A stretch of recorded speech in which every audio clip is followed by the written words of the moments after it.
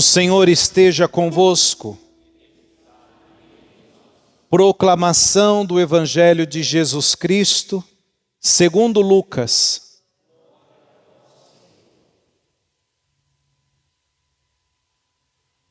Naquele tempo, o tetrarca Herodes ouviu falar de tudo o que estava acontecendo e ficou perplexo, porque alguns diziam que João Batista tinha ressuscitado dos mortos.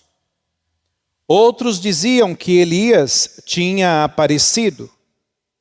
Outros ainda, que um dos antigos profetas tinha ressuscitado.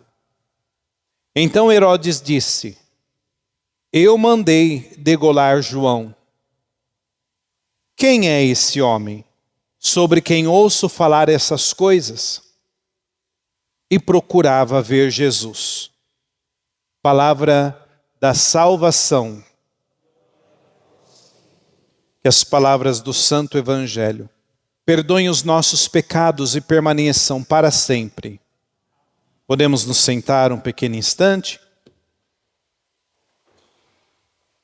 Queridos irmãos, queridas irmãs, toda a primeira parte do Evangelho de São Lucas, começando aí, podemos assim dizer, do capítulo 4 de São Lucas, e até aí o capítulo 10, 12, nós encontramos aqui trechos que as pessoas, até mesmo o rei Herodes, tantas outras pessoas querem procurar saber um pouco mais quem é Jesus. Então, lá no capítulo 4 de Lucas, que nós meditamos há não muito tempo atrás, Jesus ele estava na sinagoga falando às pessoas que ali estavam e dizendo que aquela palavra tinha se cumprido naquele instante que ele falava aquela palavra, aquela profecia do profeta Isaías. E a partir daquele momento todos queriam saber um pouco mais. Quem é esse homem que cura? Quem é esse homem que liberta? Quem é esse homem que está fazendo tantas coisas? E começaram a compará-lo com Elias, com algum outro dos profetas, porque eram os primeiros sinais que no Antigo Testamento esses profetas fizeram. E é importante a gente ver aqui que depois, mais tarde, na paixão de Jesus, nós vamos encontrar Jesus e Herodes junto. E diante até mesmo de Herodes, Jesus ele fica até em silêncio. Porque diante de um imperador que não tem condições de dar ouvido para aquele que é simples, então nenhuma fala ele merece. E isso é um dado importante para a nossa vida. Aqueles que não estão dispostos a ouvir, não merecem a nossa fala.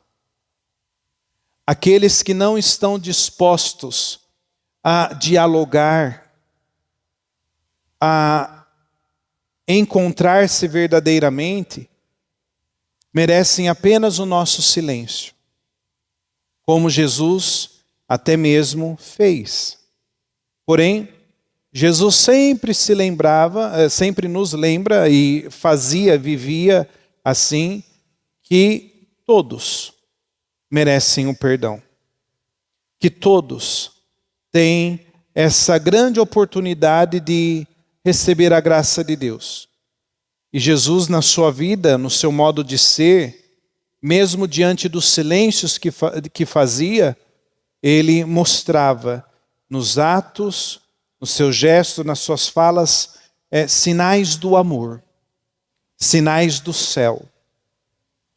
E não se conformava com uma atitude oposta ao amor, que era aqui no caso de Herodes. Então, queridos irmãos, queridas irmãs, diante desse evangelho,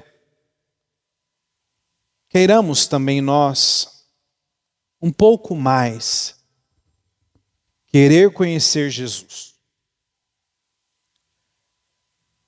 Para quê conhecer Jesus? Para viver como ele vivia. Para deixar as suas palavras interiorizarem na nossa vida. E ali nós traduzirmos aquelas palavras em gestos concretos.